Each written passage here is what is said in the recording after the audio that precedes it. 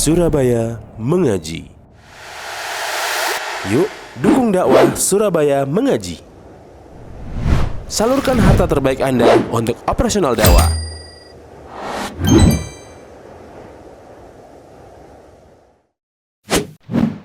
SM Store, amanah dalam muamalah.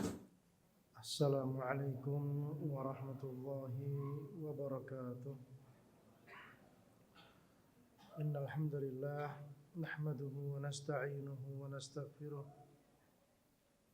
wa natubu ilaihi wa na'udzu billah min shururi anfusina wa min sayyiati a'malina.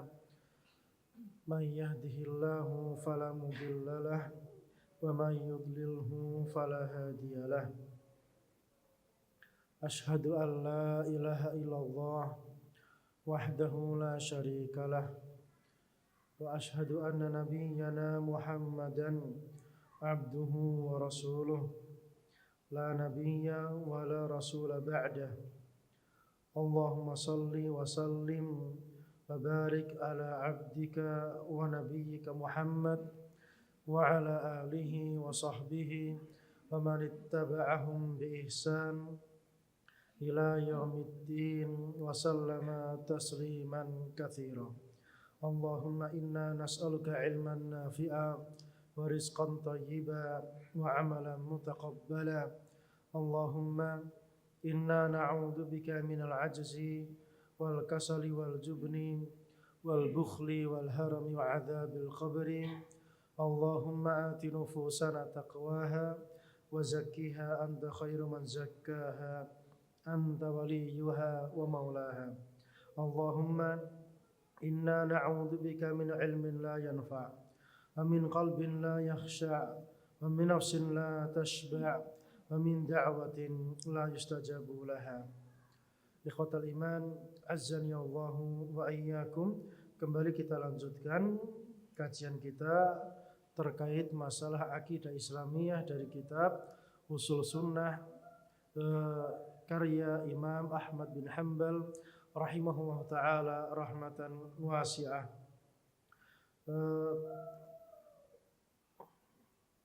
Tadi penjelasannya sampai masalah takdir. Jadi takdir itu apa? Allah mengetahui segala sesuatu, dan apa yang Allah ketahui itu ditulis di mana? Di Lauhil Mahfuz.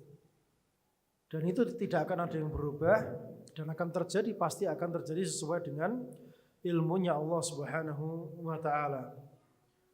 Kemudian terjadi atas kehendak masyiah Allah ta'ala, kemudian al-khalqu, penciptaan dari Allah Subhanahu wa ta'ala.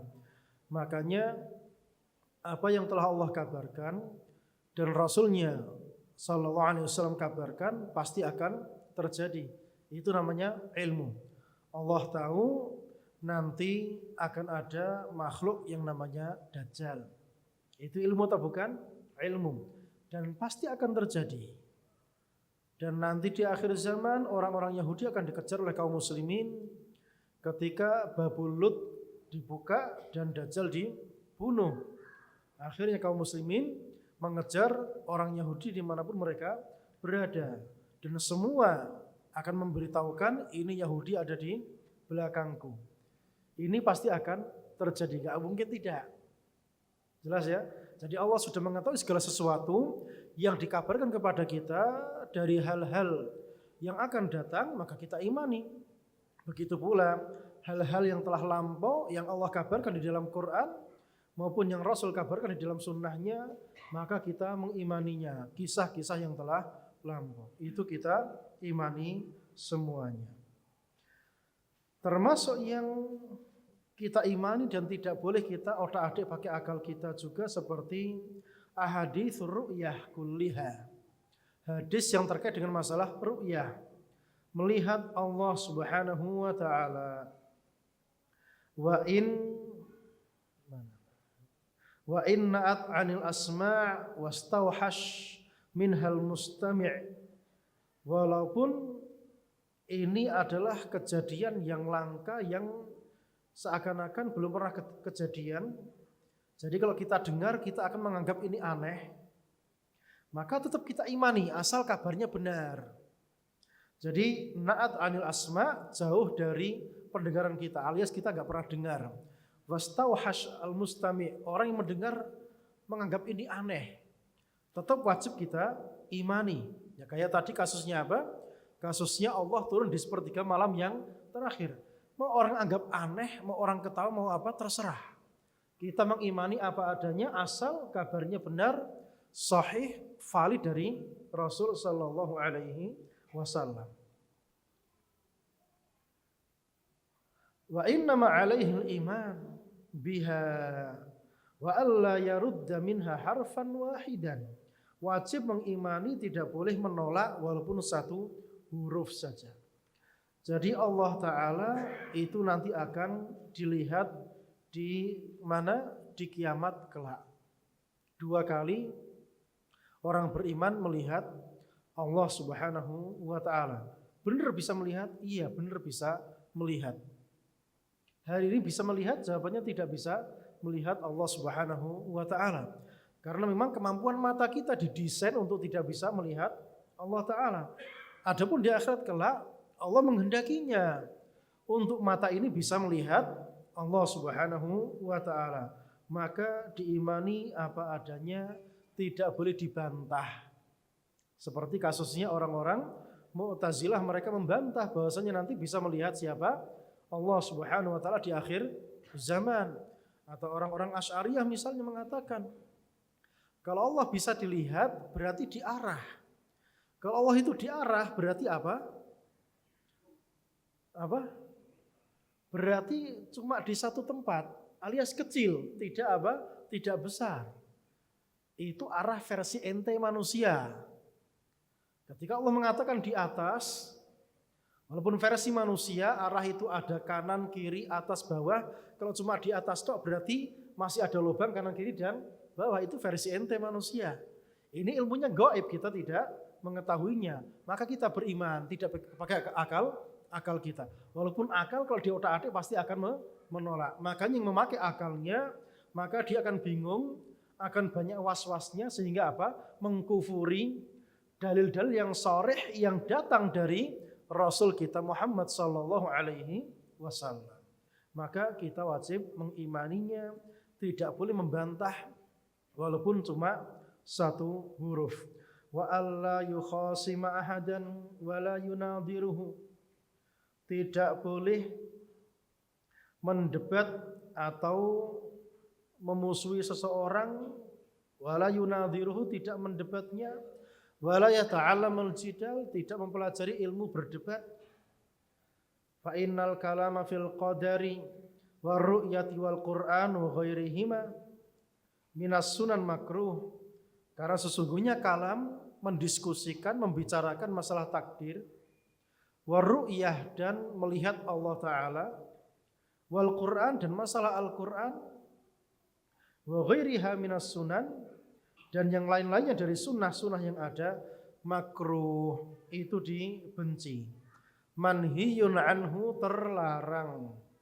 Wala yakunu sahibuhu, dan pelakunya, in asaba bikalamihi sunnah, seandainya ucapannya betul, sesuai sunnah, la yakunu min ahli sunnah, dia bukanlah ahlu sunnah. Hatta yada'al jidala, sampai dia meninggalkan debat, wa yusallim, dia berserah diri, wa yu'min bil athar, beriman kepada athar yang sahih, yang valid dari Rasulullah sallallahu alaihi wasallam. Jadi agama kita tidak dibangun dari diskusi, tidak dibangun dari berdebat, tapi dari apa? Yang tadi udah Anda sampaikan. Dari apa? Talaqi, ngambil dari guru ke guru ke guru, sampai nyambung kepada Rasul sallallahu alaihi wasallam. Dan agama kita tidak dibicarakan, ini benar atau tidak, ya nggak boleh.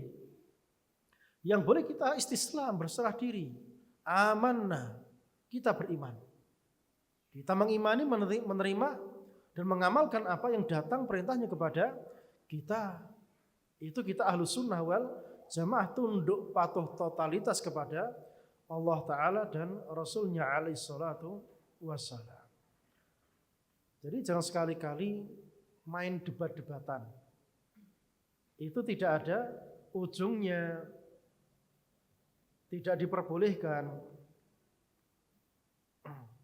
Makanya Imam Malik rahimahullahu ta'ala ketika didatangi seorang laki-laki namanya Abul Juwairiyah ya. Abul Juwairiyah ini dia tertuduh punya pemahaman Murji'ah. Faqala, maka dia berkata, ya Abu Abdillah, wahai Abu Abdillah Imam Malik, isma' minni syai'an, coba dengarkan satu kalimat saja. Ukallimuka, aku ingin ngomong, ingin diskusi. Qala, maka Imam Malik berkata, fa in ghalabtani, kalau kamu menang. Qala, in ghalabtuka ittaba'tani, kalau aku menang kamu ikuti aku.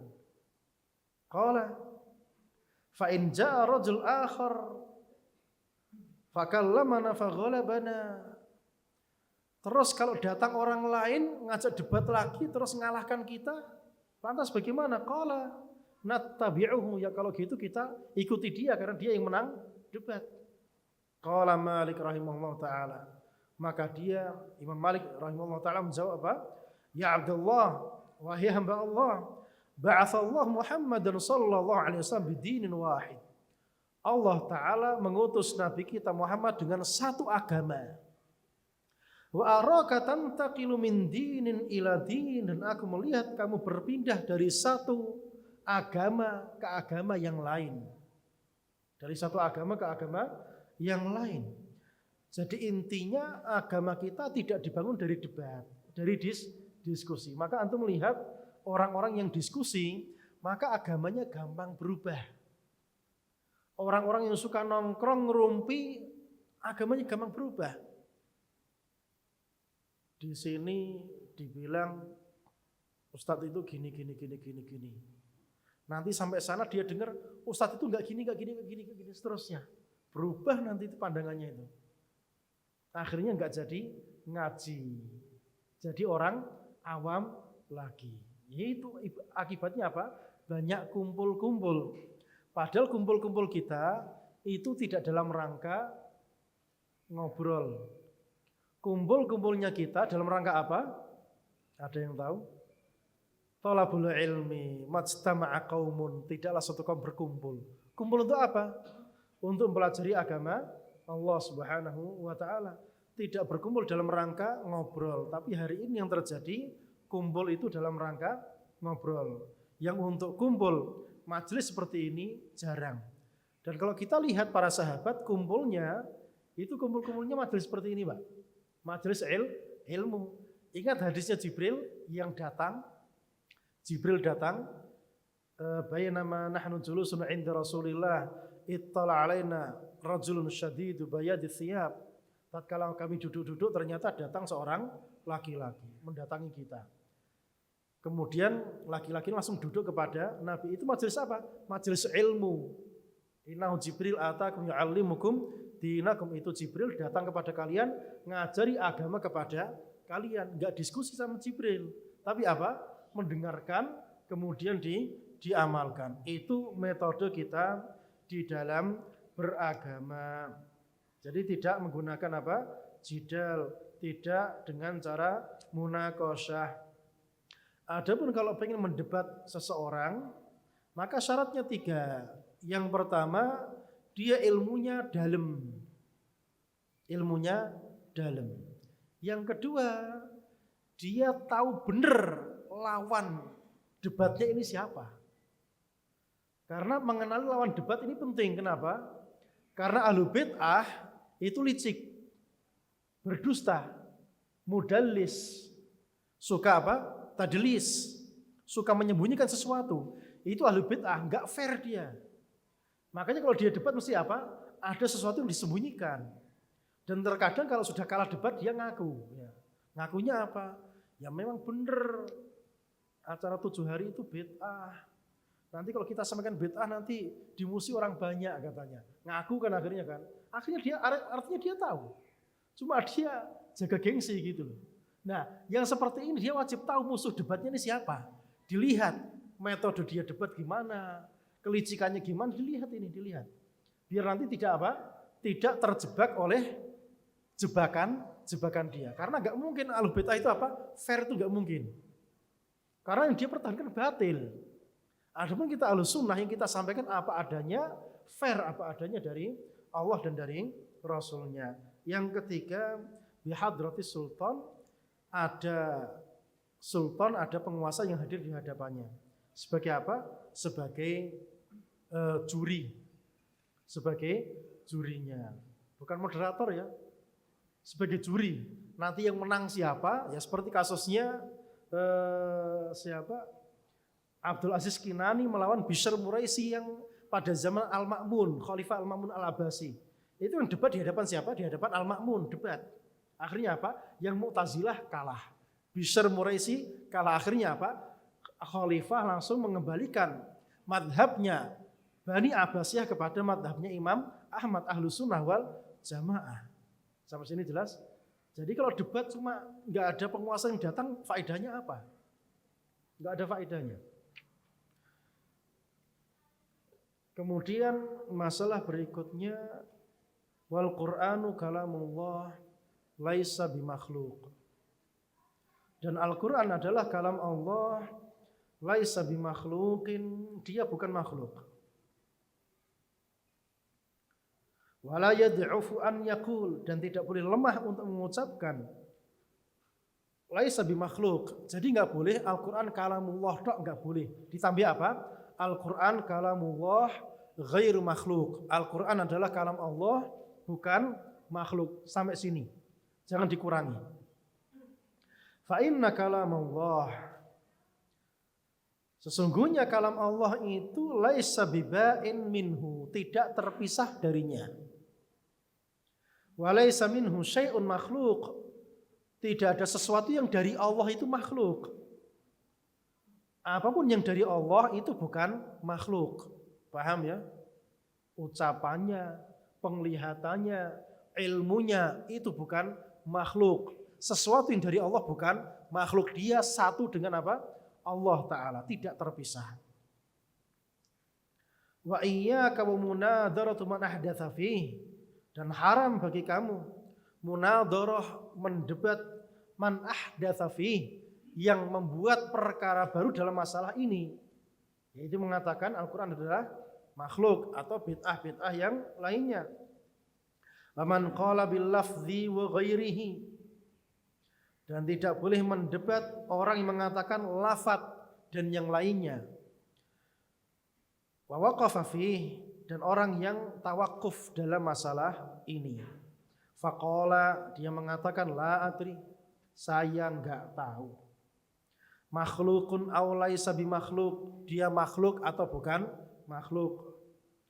Wa innama huwa kalamullah, dia adalah kalam Allah.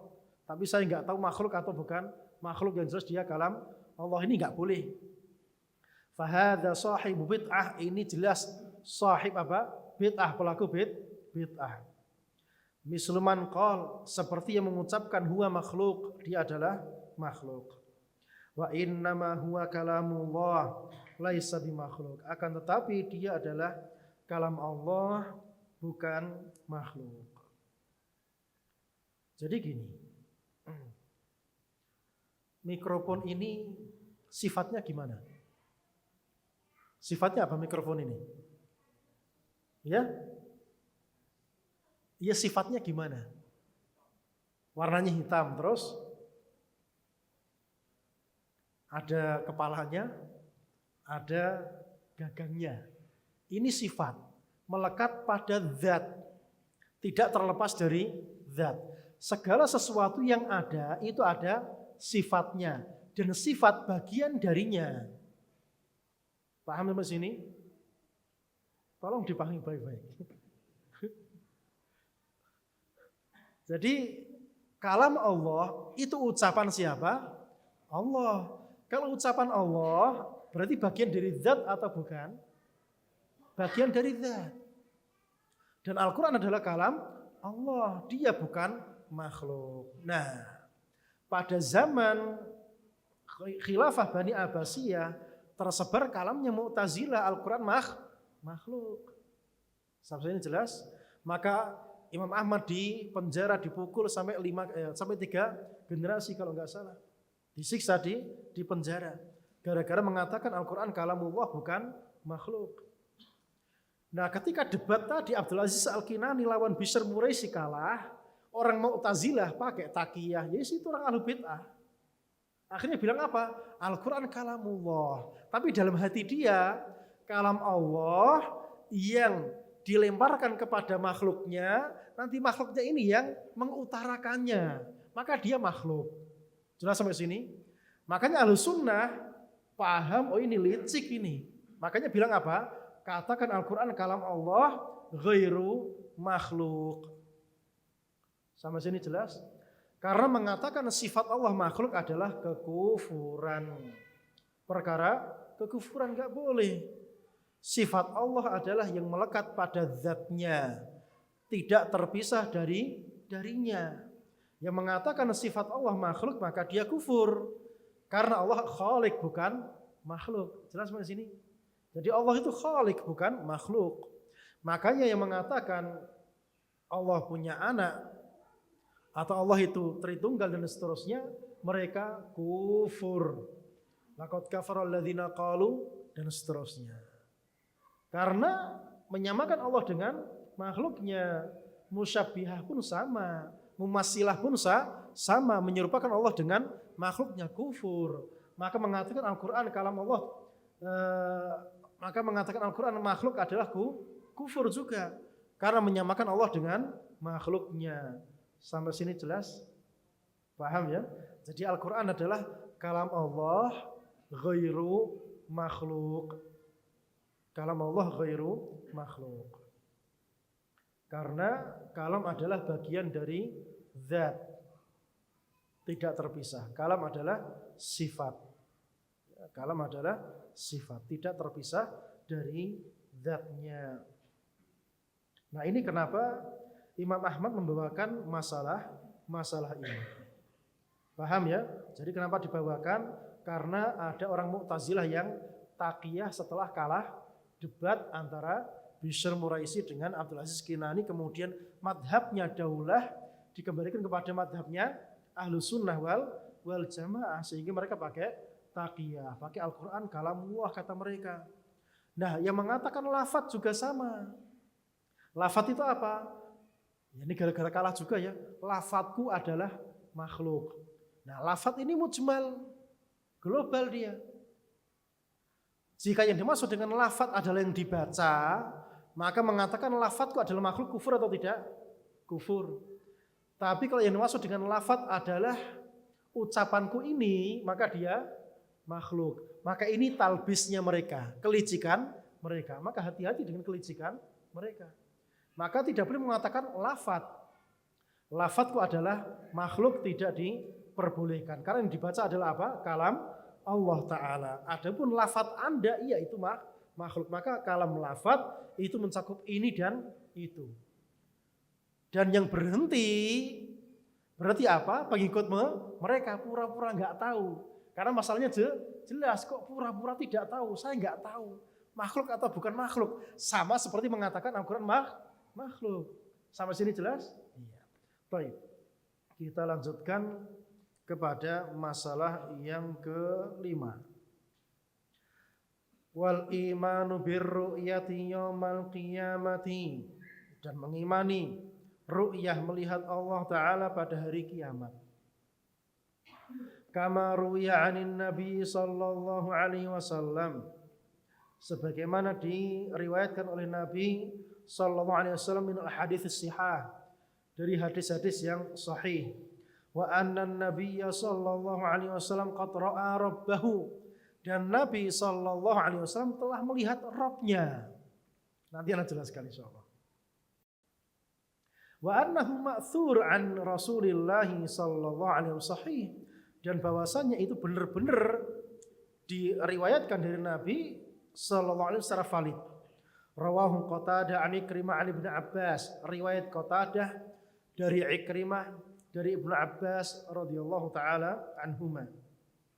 Wa rawahu al-Hakam Ibnu Aban an Ikrimah an Ibnu Abbas. Diriwayatkan oleh Hakam bin Aban dari Ikrimah dari Ibnu Abbas radhiyallahu taala anhuma. Rawahu Ali bin Zaid an Yusuf bin Mihran an Ibnu Abbas. Riwayat Ali dari Yusuf bin Mihran dari Ibnu Abbas. Wal haditsu indana ala dhahirihi, dan hadis-hadisnya bagi kami sesuai dhahirnya Nabi melihat Allah Ta'ala. Kama jaa anin Nabi sallallahu alaihi wasallam, sebagaimana datang dari Nabi sallallahu alaihi wasallam. Wal kalamu fihi bid'atun, mendiskusikan masalah ini bid'ah. Walakin nu'minu bih, akan tetapi kita mengimaninya. Kama jaa ala dhahirihi, sebagaimana sesuai dengan dhahirnya. Wala nunadir fihi ahadan, dan kita tidak boleh mendebat siapapun dalam masalah ini. Jadi iman kepada ru'yah, melihat Allah Ta'ala, wajib kita imani. Allah itu dilihat, sekarang kita tidak melihat, kita mengimaninya.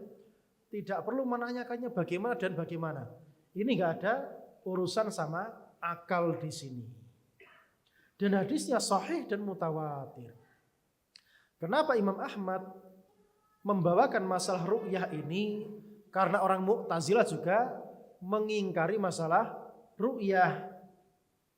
Orang Mu'tazilah mengingkari masalah ru'yah, dan ini disampaikan dalam rangka membantah kepercayaan mereka. Allah akan dilihat nanti di akhirat kelak.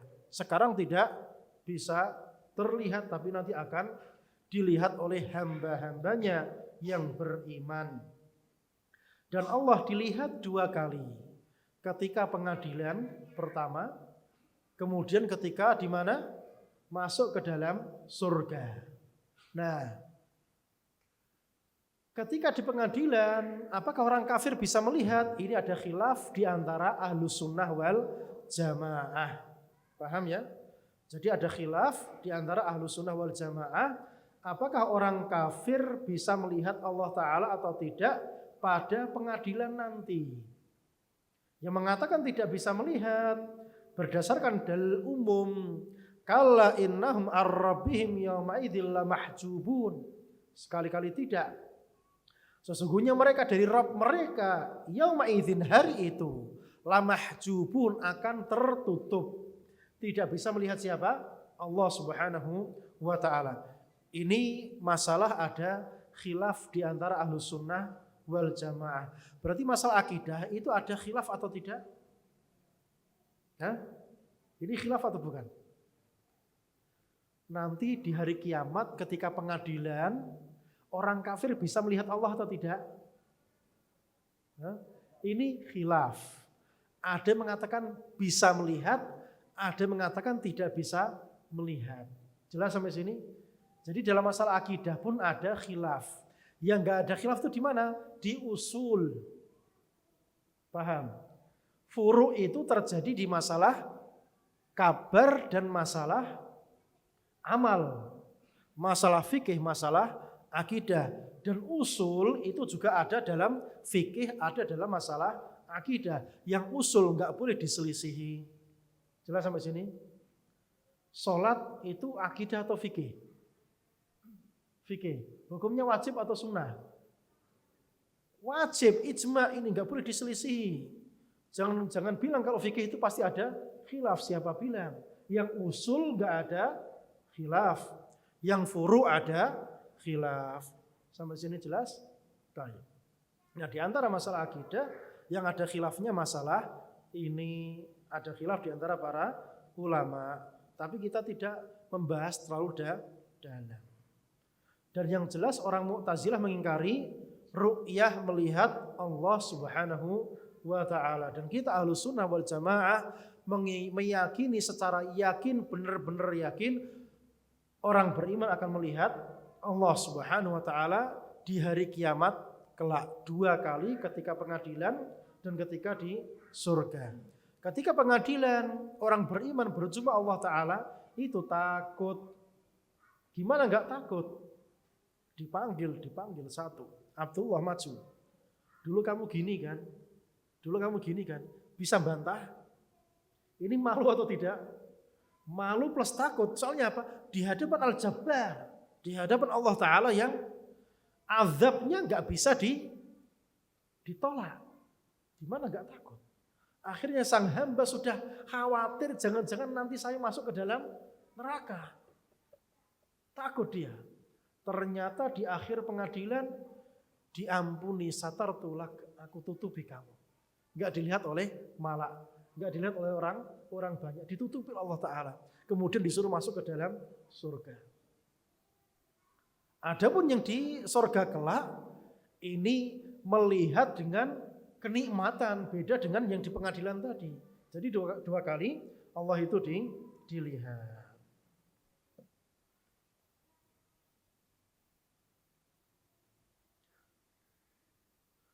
Kemudian masalah wa anna nabiyya qad ra'a rabbahu, dan Nabi sallallahu alaihi wasallam telah melihat Rabb-nya. Ini masalah Nabi melihat Rabb-nya di dunia. Pernah melihat atau tidak? Ketika malam Isra Mi'raj, Nabi tidak melihatnya, tertutup dengan nur. Tapi yang di sini hadisnya terkait dengan masalah Nabi ketika tidur. Ketika tidur, Nabi melihat Rabb-nya.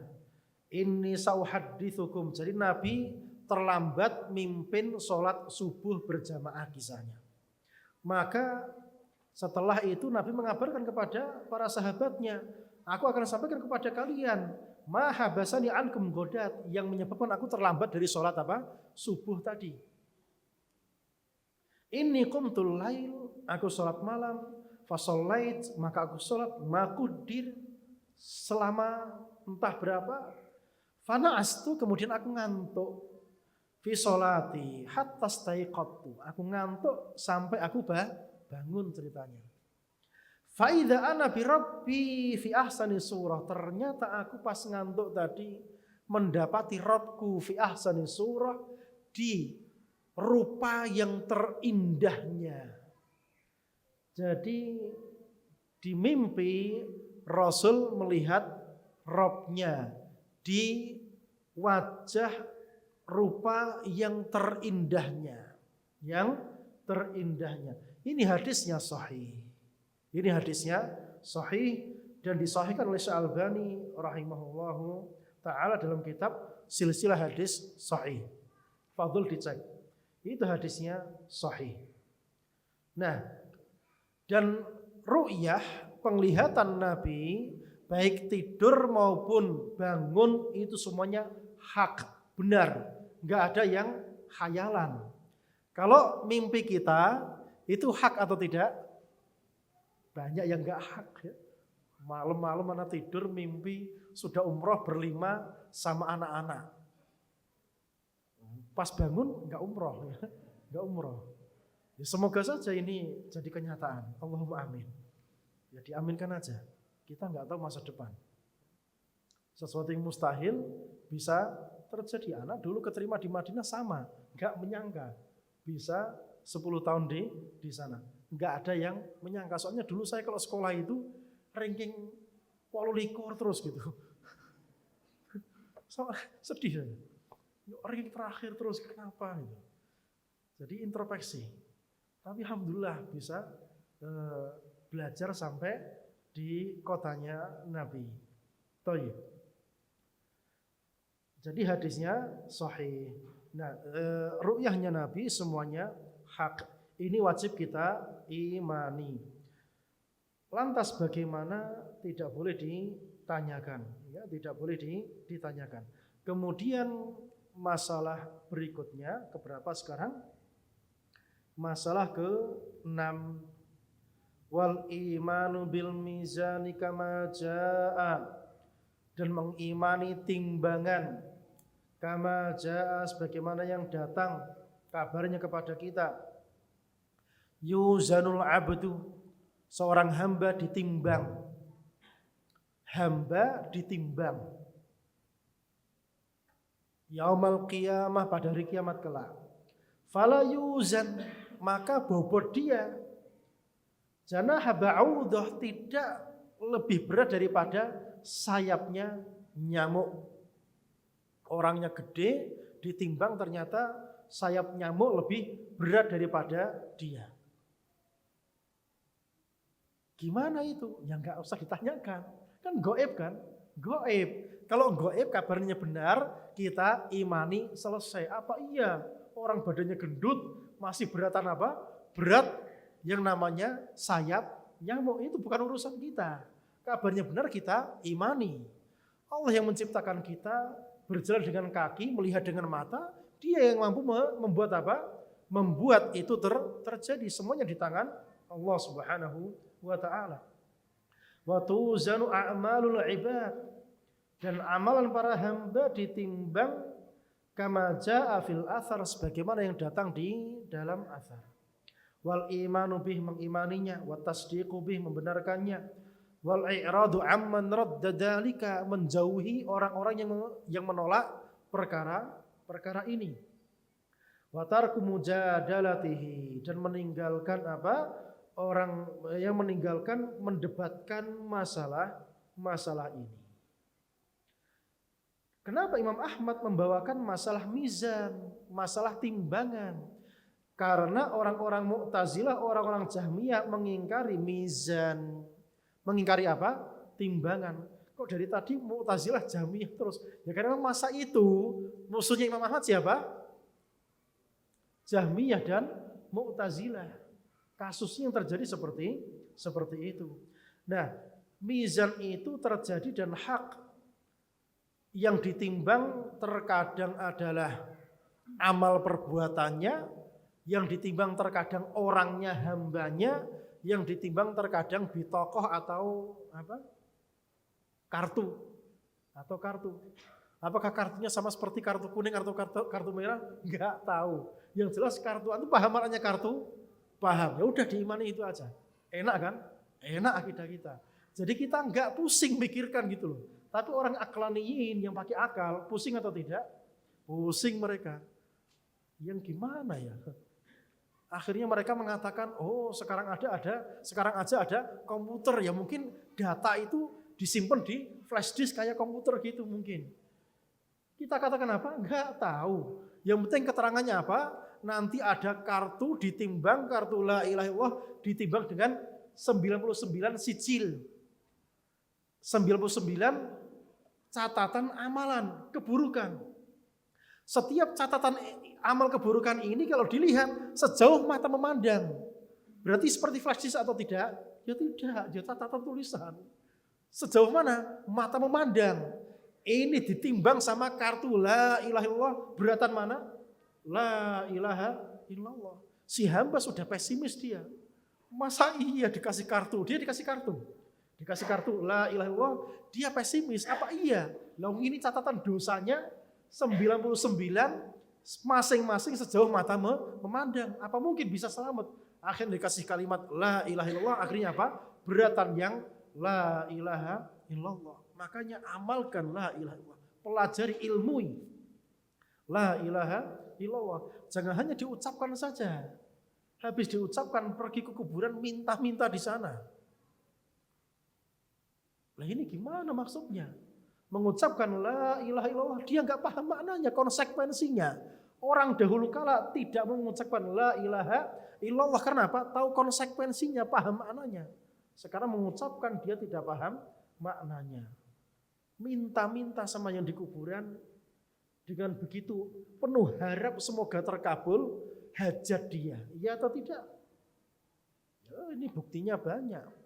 Karena dulu jaga di Gunung Uhud sana, di pemakaman Syuhada Uhud, sama Ustaz Musafa, ya, masih ingat tahun 2014-an kalau nggak salah. Jaga di sana. Jaga di sana ya, antum lihat itu batu-batu ada tulisannya kan, namanya siapa? Ternyata namanya nama orang kita ternyata. Itu kenapa nulis di situ? Dia penuh harap itu, ya atau tidak? berharap kepada selain Allah. Padahal dia yang mengucapkan la ilaha illallah, berkali-kali dia ucapkan. Tapi dia tidak paham maknanya. Makanya supaya kita mendapatkan kartu la ilaha illallah, usahakan ini diilmui, dipahami maknanya, tahu konsekuensinya, dan bisa mengamalkannya, menjauhi hal-hal yang dilarang dari konsekuensi kalimat tersebut. La ilaha illallah, tidak ada sesembahan yang disembah kecuali siapa? Hanya Allah. Jadi kita tujukan hati kita, ucapan kita, perbuatan kita, kita niatkan, kita tujukan kepada siapa? Allah Ta'ala saja. Tidak kepada yang lain-lain. Hati kita mintanya sama siapa? Sama Allah. Hati kita bertawakal, pasrahnya sama siapa? Allah Ta'ala. Jangan mintanya, berharapnya sama selain Allah. Tapi pas ditanya, man rabbuka Allah. Tapi hatinya, kalau punya harapannya sama siapa? Sama selain Allah, ini salah. Kita berharap, harapan kita siapa? Allah Ta'ala yang memiliki segala sesuatu. Ini terkadang antara lisan dengan hatinya gak sinkron. Maka ini bitokoh ini, kartu ini sangat berharga di akhirat. Di akhirat walaupun dosa menjulang tinggi setinggilah langit, Allah Maha Pengampun. Syaratnya apa? Tidak berbuat syirik, menyekutukan Allah dengan sesuatu apapun. Orang yang bertauhid pasti masuk surga tanpa perlu mampir ke neraka. Ini diimani, Pak. Ini diimani.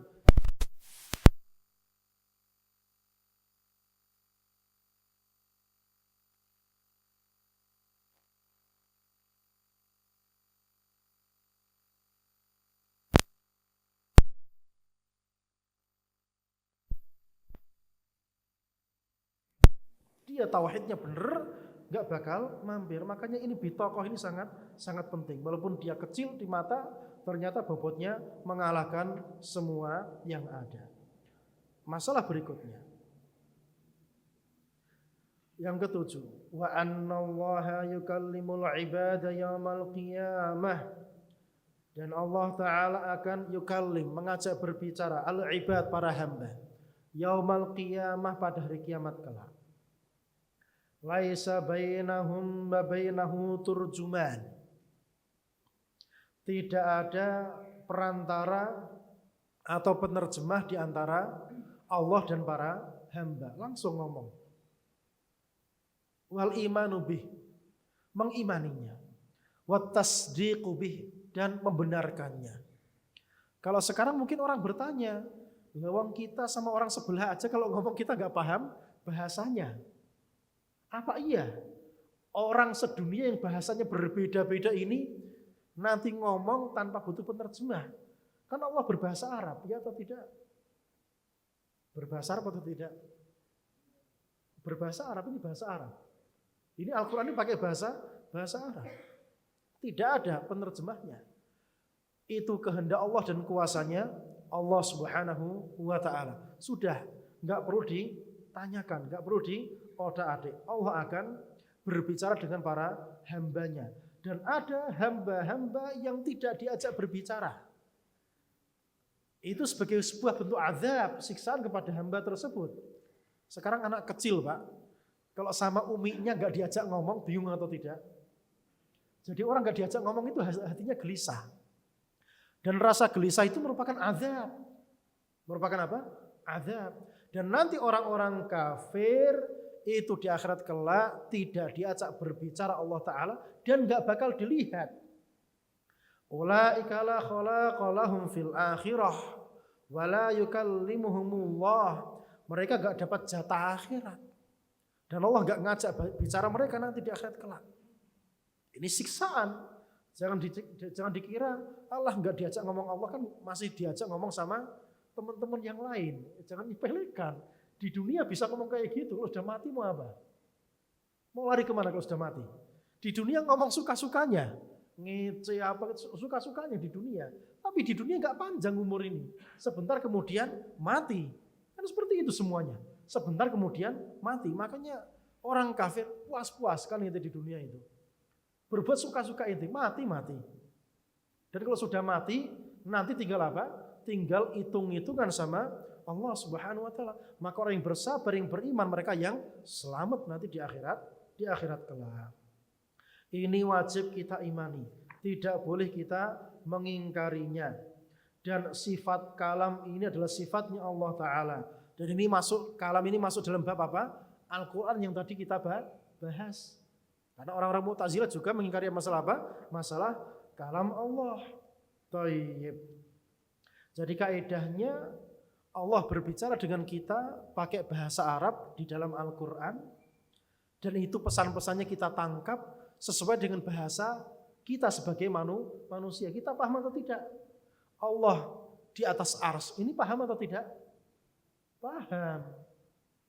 Ars itu bagaimana? Ya kita nggak tahu. Dia makhluk yang paling gede. Udah gitu aja selesai. Di mana? Di atas langit yang ketujuh. Allah ada di atas sana. Selesai. Semudah itu akidah kita. Tidak ribet. Wal imanu bil haudi. Dan mengimani masalah al-haud. Al-haud itu adalah telaganya siapa? Nabi sallallahu alaihi wasallam. Wa anna li Rasulillahi sallallahu alaihi wasallam haudun. Dan Rasul sallallahu alaihi wasallam memiliki telaga. Yaumal qiyamah, pada hari kiamat kelak. Taridu alaihi ummatuh. Taridu datang ilaihi kepadanya ummatuhu, umatnya. Arduhu mislu tulihi. Lebarnya sama seperti panjangnya. Masirata syahrin. Sejauh sebulan jalan kaki. Aniyatuhu ka'adadi nujumis sama. Wadah untuk minum, untuk nyiduk dari telaganya tadi, banyaknya bintang-bintang yang ada di langit. Alama sahhat bihil akhbar, berdasarkan kabar-kabar yang sahih yang datang kepada kita. Ini pun perkara ini diingkari oleh orang-orang Mu'tazilah. Kenapa? Karena hadisnya ahad kata mereka. Sedangkan kita Ahlus Sunnah wal Jamaah, hadis itu nggak peduli mutawatir, nggak peduli ahad, itu kita percayai asal dari yang orang terpercaya, orang yang sikoh.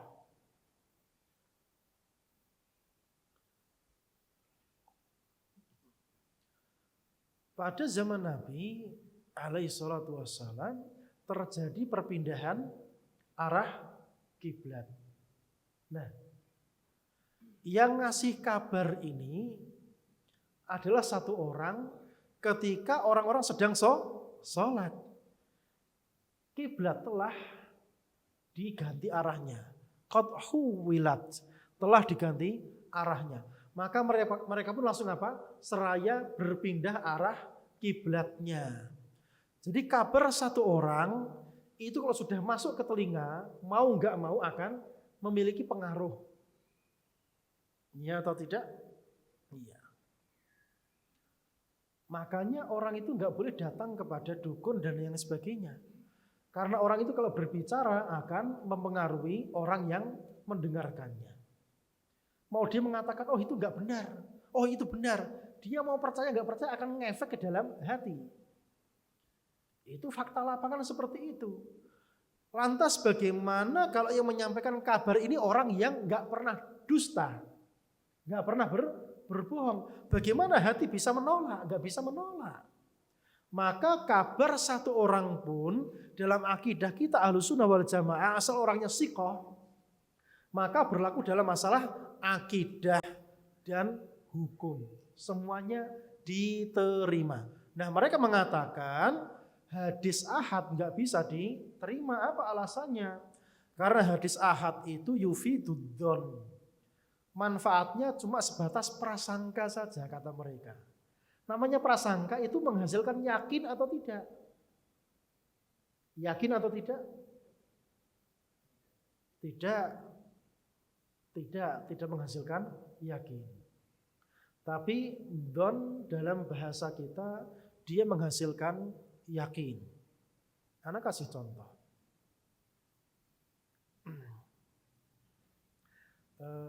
Yang pegang pulpen siapa? Antum pegang pulpen. Pulpen antum itu tintanya masih banyak atau sedikit atau setengah-setengah? Kenapa? Udah dipakai lama, bukan cuma sisa sedikit. Enggak, antum yakin? Atau masih prasangka? Prasangka. Coba dibuka setengah atau tidak?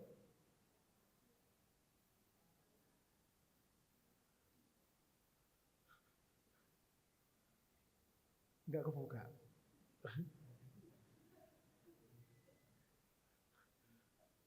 Setengah atau tidak? Enggak kelihatan. Tapi pakai prasangka kan sekarang kan? Pakai prasangka. Jadi prasangka bisa dipakai atau tidak? Bisa. Dengan apa? Dengan qarinah indikasi-indikasi yang ada. Maka don pun prasangka bisa menghasilkan yakin. Kan gitu kan? Nah, itu dalam pembahasan seperti masalah ini. Nah, sekarang masalahnya kabar ini yang bawa orang yang terpercaya. Jelas dia melebihi daripada prasangka. Jelas lebih kuat daripada itu. Indikasi bisa jadi penguat. Apalagi yang membawa kabarnya orang yang siqoh. Maka dia menghasilkan keyakinan. Menghasilkan apa?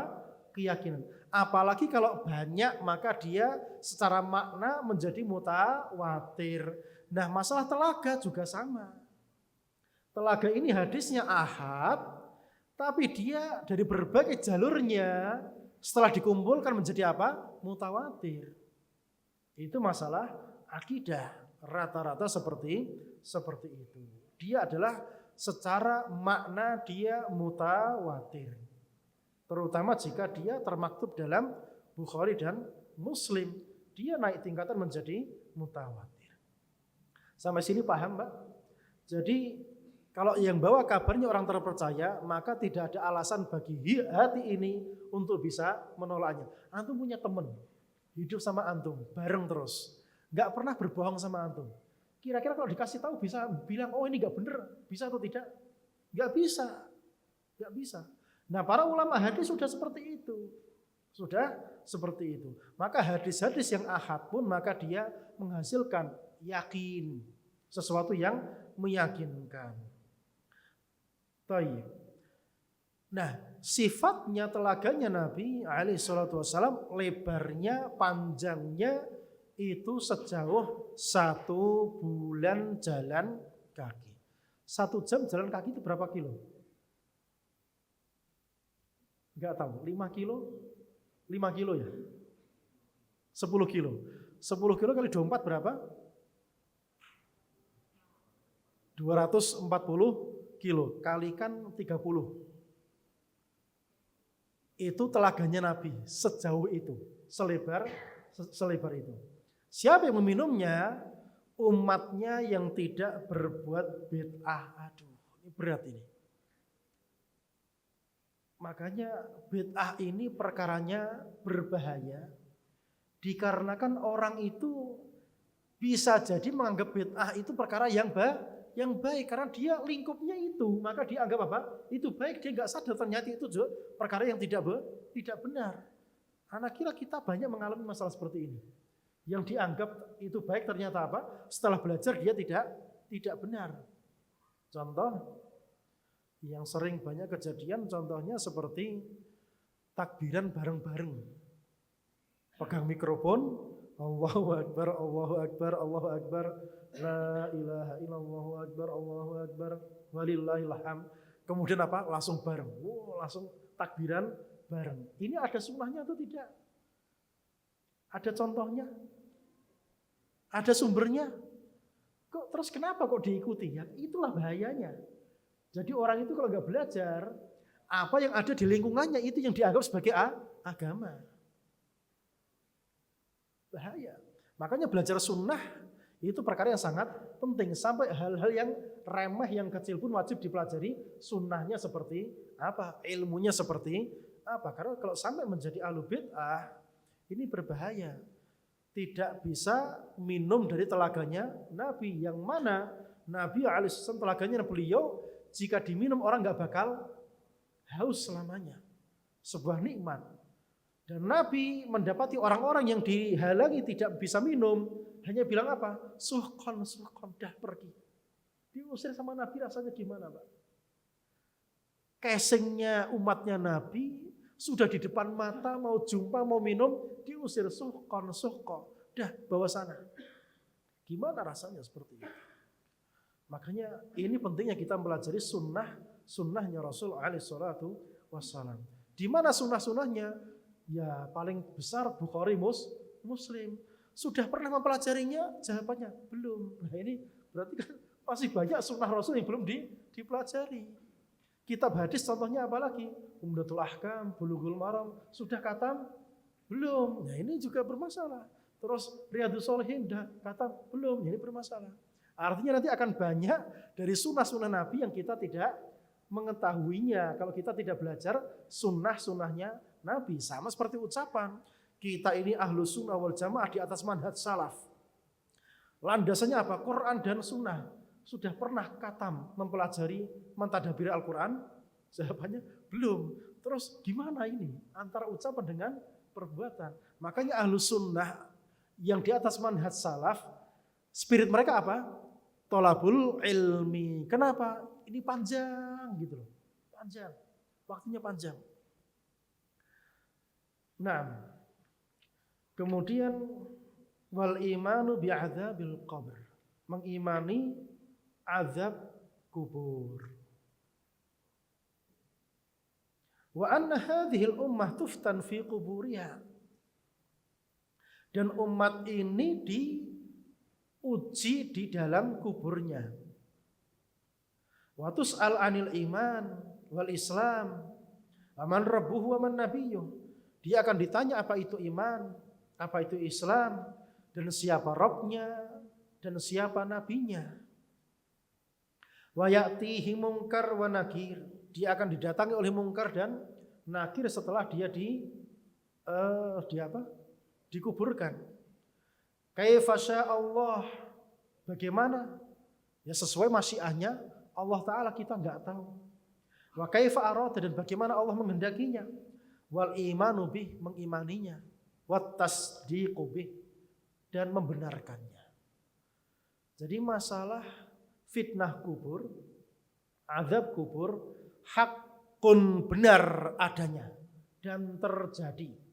Dan hadisnya mutawatir, tidak bisa ditolak. Bahkan orang yang kafir pun mereka fi qararati qalbi, di dalam hati dalamnya dia mengimani adanya azab kubur, makanya minta dibakar biar apa? Nanti enggak ditanya. Jelas? Orang kafir pun sebetulnya dia paham. Fir'aun pun sebetulnya paham. Makanya dia berkata kepada Haman, wa qala Fir'aunu ya Haman ibnuli. Dan Fir'aun berkata kepada Haman, ya wahai Haman, bangunkan kepada aku bangunan yang tinggi. Sorha la'alli attali'u ila ilahi Musa, biar aku nanti naik ke atas melihat di mana Tuhannya Musa. Berarti Fir'aun meyakini Allah di atas atau tidak? Meyakini. Sebetulnya orang kafir itu tahu Pak, yang benar mana itu tahu. Jangan dikira orang kafir itu enggak tahu. Abu Lahab, kok Abu Lahab? Iya Abu Lahab ya, tahu atau tidak? Tahu. Makanya dia berkata apa? Alihada jama'atana wailun lak.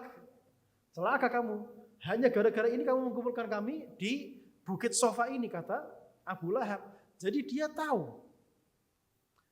Nabi Muhammad berkata, seandainya aku katakan di belakang gunung ini ada pasukan berkuda hendak menyerang kalian, awakuntum musaddiqiyya, apakah kalian membenarkan ucapanku? Ma jarab nabika kadiba, kami enggak pernah mendapati kamu berdusta. Jadi orang kafir pun sebetulnya mereka tahu agama kita hak, agama kita benar. Firqah kita firqah yang benar di atas manhaj salaf. Makanya di mana-mana dihalang-halangi, tapi yang lain dikasih buka pintu, welcome. Tapi kita yang dihalang-halangi. Kelihatan mana yang hak itu tahu. Orang kafir tahu. Jadi azab kubur pun orang kafir juga tahu, sadar akan terjadi. Makanya mereka diminta apa? Dibakar sampai jadi abu dan seterusnya. Nah, bagaimana kejadian azab kubur itu? Toh kalau kita buka kuburan atau kuburan itu dibuat pakai kaca kelihatan gitu ya, nggak ada azabnya, nggak ada apa-apa. Ya alamnya beda sama ente. Alam kita dunia kan, alam mereka alam barzakh, beda alamnya. Alam jin sama alam manusia beda atau tidak? Beda ya beda hakikatnya. Jadi kalau sudah beda hakikatnya, nggak usah dicari tahu gimana. Kemudian tidak percaya ya, kalau ente cari tahu nggak bakal ketemu azab kubur kayak gimana. Kan katanya orang beriman itu nanti kuburnya diluaskan sejauh mata memandang. Kuburnya diterangkan. Orang yang kafir dijepit oleh apa? Kuburnya sampai apa? Rusuk-rusuknya nyatu kayak gini. Mana nggak ada. Yaitu alam dunia. Secara zahir tidak kelihatan, tapi alam barzah, alam yang lain, kejadiannya beda. Makanya alam dunia, alam barzah sudah terputus. Makanya kalau minta sama orang yang di alam barzah, nggak bakal dijawab, nggak bakal dikabulkan. Makanya bodoh orang-orang yang musyrik itu minta sama orang yang mati. Minta orang-orang yang mati, walaupun dia nabi, walaupun dia adalah orang soleh, walaupun dia wali dan seterusnya, nggak bakal dengar. Ustadz, antum ngomong gitu kayak pernah membuktikan aja.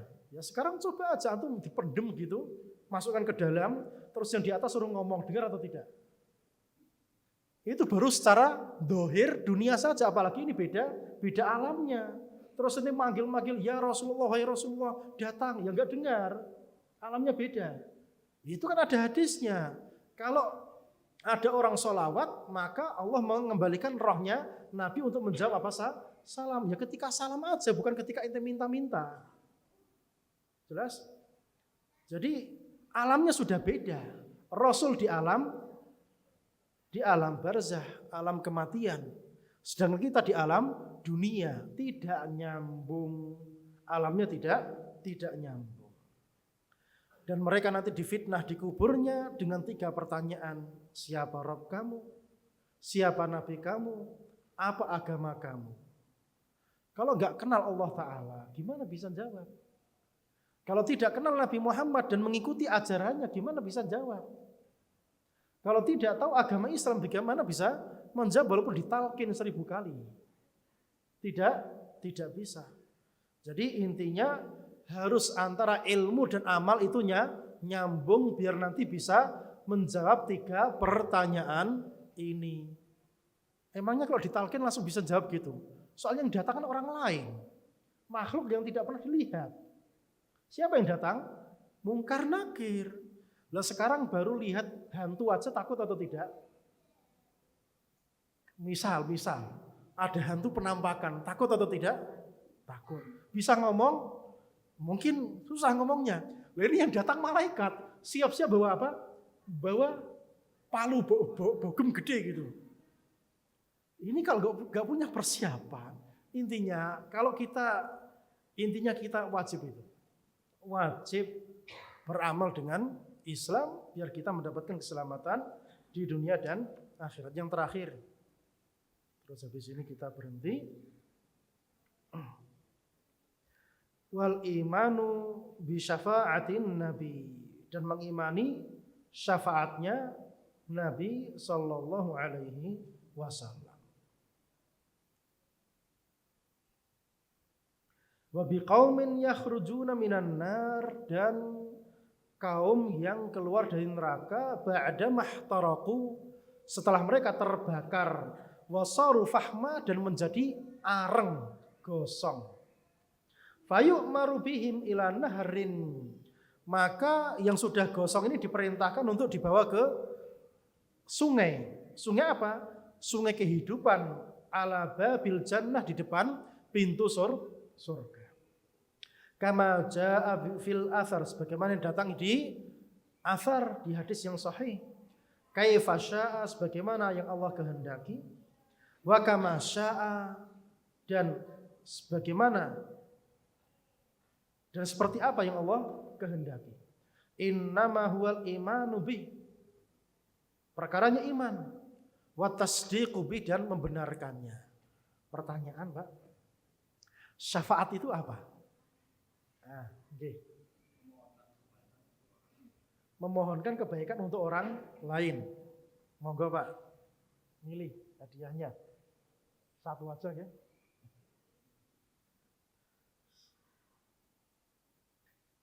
Masya Allah.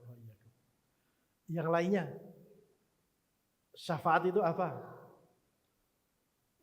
Gratis ini, tinggal milih hadiahnya ini. Iya. Sesuatu yang seperti petunjuk. Gimana itu? Iya? Yes, ambil aja, ambil. Milih. Ada yang lain lagi? Syafaat itu apa? Nggih, monggo. Usul. Ngasih usul kayak gini gitu. Rekomendasi. Baik, monggo diambil.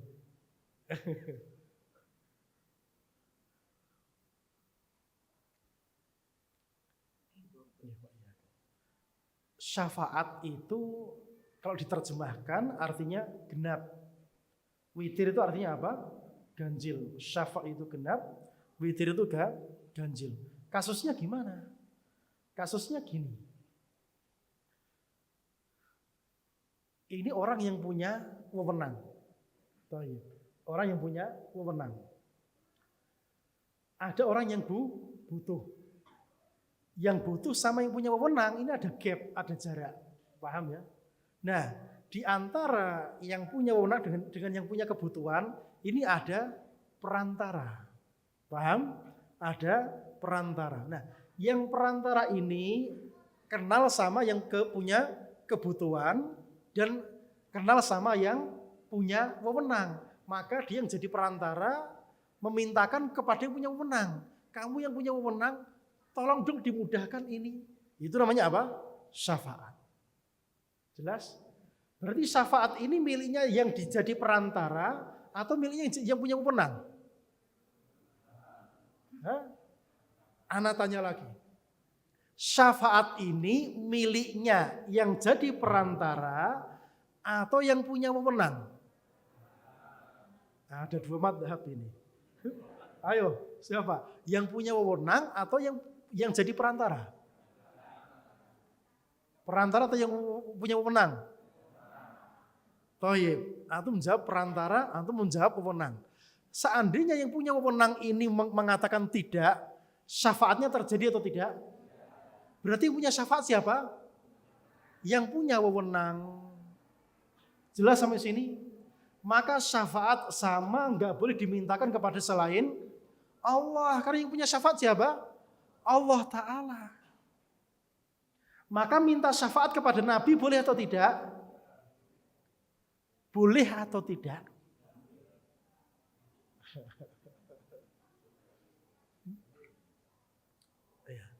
Minta syafaat kepada Nabi boleh atau tidak? Iya. Jawabannya tidak boleh. Karena Allah tidak mengizinkannya. Tapi di dunia yang jadi perantara dimintai langsung boleh atau tidak? Boleh karena Allah mengizinkannya. Paham ya? Jadi kalau masalah akhirat, syafaatnya minta sama siapa? Allah Ta'ala. Kalau minta kepada selain Allah berarti apa? Syirik. Jelas sampai sini? Tapi kalau perkara dunia, Mas dibantu dong. Ente kan dekat sama beliau itu. Biar nanti kita dapat jatahnya lah. Boleh atau tidak? Boleh, Allah mengizinkannya. Tapi masalah akhirat, qul lillahi syafa'atu jami'a. Allah sudah nyetempel syafaat milik siapa? Allah Ta'ala saja. Maka gak boleh minta kepada malaikat, minta kepada anak kecil yang mati kecil, minta kepada nabi, wali, orang soleh, siapapun gak boleh. Mintanya hanya kepada siapa? Allah Ta'ala. Ya Allah berikanlah saya nanti syafaatnya Nabi Muhammad SAW. Itu caranya. Paham sampai sini?